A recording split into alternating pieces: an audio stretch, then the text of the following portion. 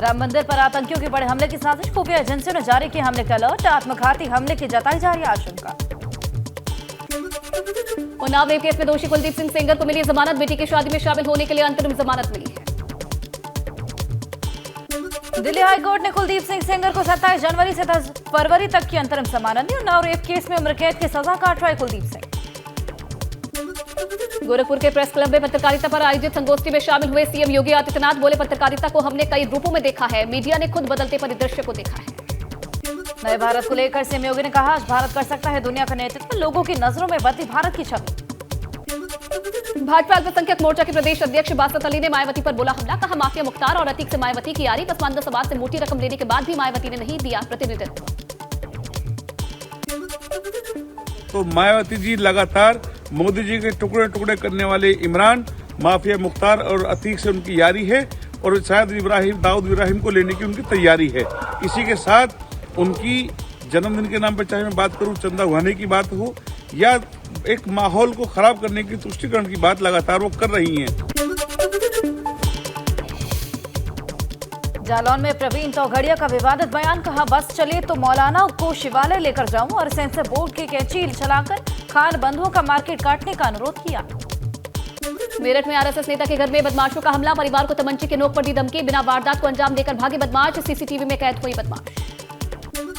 बदमाशों के साथ एक महिला भी थी शामिल, सीसीटीवी फुटेज के आधार पर पुलिस ने तेज की बदमाशों की तलाश, सिविल लाइन थाना इलाके की घटना।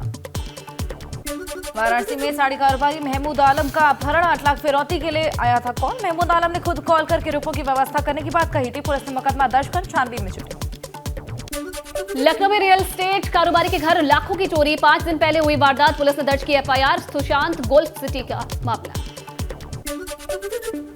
लखीमपुर खीरी में सहकारी बैंक की शाखा में चोरी की वारदात, 32 लाख कैश पर चोरों ने हाथ साफ किया, पुलिस सीसीटीवी की मदद से घटना का खुलासा करने में जुटी। नोएडा के सेक्टर 63 में ट्रैकिंग के दौरान पुलिस को मिली बड़ी कामयाबी, 5 छोटे हाथी पर पाई गई फर्जी नंबर प्लेट, पुलिस ने 5 अभियुक्तों को किया गिरफ्तार।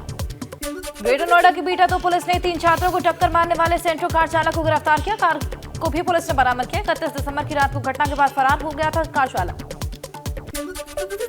गाजियाबाद के मोदीनगर इलाके में पुलिस ने 12 घंटे के अंदर हत्यारे को किया गिरफ्तार, शराब के नशे में मामूली कहासुनी को लेकर की थी युवक की हत्या, वारदात के खुलासे के लिए पुलिस ने 2 टीमों का गठन किया था। अमरोहा में लाखों रुपए की ज्वेलरी से भरा बैग पुलिस ने बरामद किया, ज्वेलरी से भरा बैग रिक्शा से भूल गई थी महिला, पुलिस ने रिक्शा चालक को तलाश कर बैग बरामद किया। कानपुर के संजय वन रोड पर कार बनी आग का गोला, कार सवार ने कूदकर बचाई जान, शॉर्ट सर्किट बताई जा रही आग लगने की वजह। कानपुर में शॉपिंग मॉल में लगी भीषण आग से लाखों का सामान का नुकसान बताया जा रहा है, दमकल विभाग ने आग पर काबू पाया। कानपुर देहात में अनियंत्रित होकर पलटी बस में फंसी 20 सवारियों को लोगों ने किया रेस्क्यू, घायलों को इलाज के लिए अस्पताल में कराया गया भर्ती, ड्राइवर पर एक हाथ से बस चलाने का आरोप है। अलीगढ़ में ठंड से बचने के लिए जलाई आग में जिंदा जला किसान, खेत पर फसल की रखवाली कर रहे किसान की जिंदा जलकर मौत हुई, पुलिस ने शव को कब्जे में लेकर पोस्टमार्टम के लिए भेजा। श्रावस्ती में राप्ती नदी पर बना पुल धंसने से हादसा, ट्रैक्टर पर बैठे 3 लोग गंभीर रूप से घायल हो गए, पुल धंसने से जमुना तहसील और जिला मुख्यालय भिनगा का संपर्क टूट गया। जोशीमठ के 2 और होटलों पर मंडराया संकट, एक होटल दूसरे होटल की ओर झुका, होटल कामिट लॉज और स्नो क्रिस्ट होटल पर संकट से बड़ी चिंता। ऋषिकेश खंडप्रयाग रेल परियोजना के आसपास के क्षेत्रों में गांव में पड़ी दरारें, घरों में दरारें पड़ने से खौफ में लोग, जोशीमठ जैसे हालात की जता रहे हैं चिंता। जोशीमठ के कई इलाकों में दरार भरने का काम हुआ शुरू, मिट्टी और पत्थरों से बड़ी बड़ी दरारों को भरा जा रहा, बारिश और बर्फबारी को देखते हुए प्रशासन ने लिया फैसला।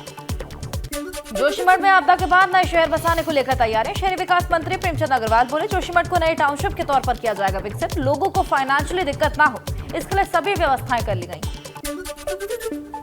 जोशीमठ आपदा पर राज्यसभा सांसद कल्पना सैनी ने विपक्ष को राजनीति नहीं करने की नसीहत दी, कहा सरकार का कंधे से कंधा मिलाकर साथ दे विपक्ष ताकि जोशीमठ के नागरिकों को मिल सके राहत।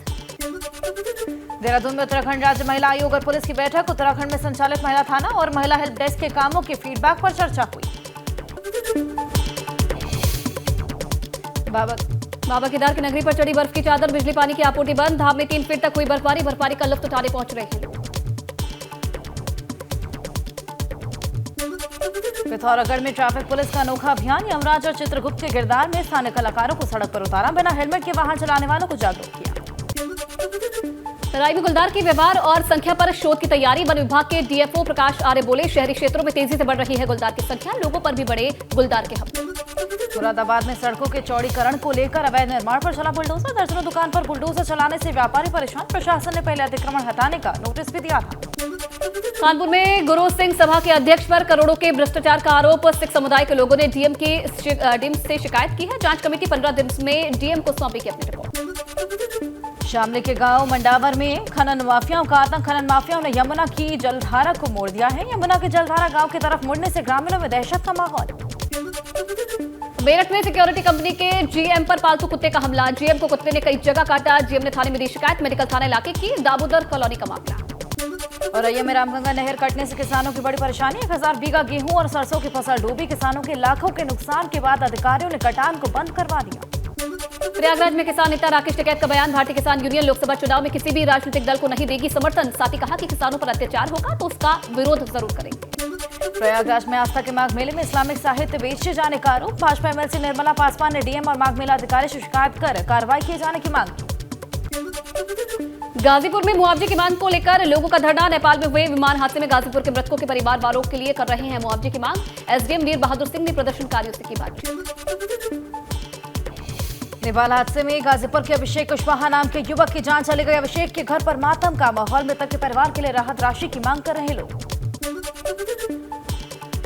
लखनऊ के अमीनाबाद में एक दुकान में लगी भीषण आग। आग लगने से दुकान में रखा सारा सामान जलकर हुआ राख। मौके पर पहुंची दमकल की टीम ने आग पर पाया काबू। लखनऊ में बेखौफ बदमाशों ने सरेराह एक युवती से छेड़छाड़ की और युवती के विरोध करने पर उसे बुरी तरह डंडों से पीटा। फतेहपुर में एक कार ने बाइक को जोरदार टक्कर मार दी। हादसे में बाइक सवार 3 लोगों की मौत हो गई, जबकि एक की हालत गंभीर बताई जा रही है। मथुरा में बांके बिहारी मंदिर के कॉरिडोर को लेकर व्यापारियों ने विरोध प्रदर्शन किया और बाजार बंद करने के बाद फ्लैश लाइट जलाकर फ्लैग मार्च भी निकाला।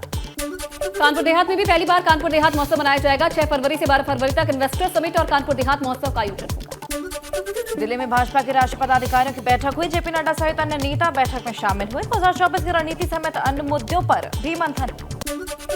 दिल्ली में आज से 2 दिनों तक चलेगी भाजपा की राष्ट्रीय कार्यकारिणी की बैठक। आज शाम 4 बजे जेपी नड्डा के भाषण से होगी मीटिंग की शुरुआत। 9 राज्यों के और 2024 लोकसभा चुनाव की रणनीति पर मंथन होगा। चलिए फिलहाल इस बुलेटिन में बस इतना ही। तमाम खबरों के लिए आप बने रहिए एबीपी गंगा के साथ।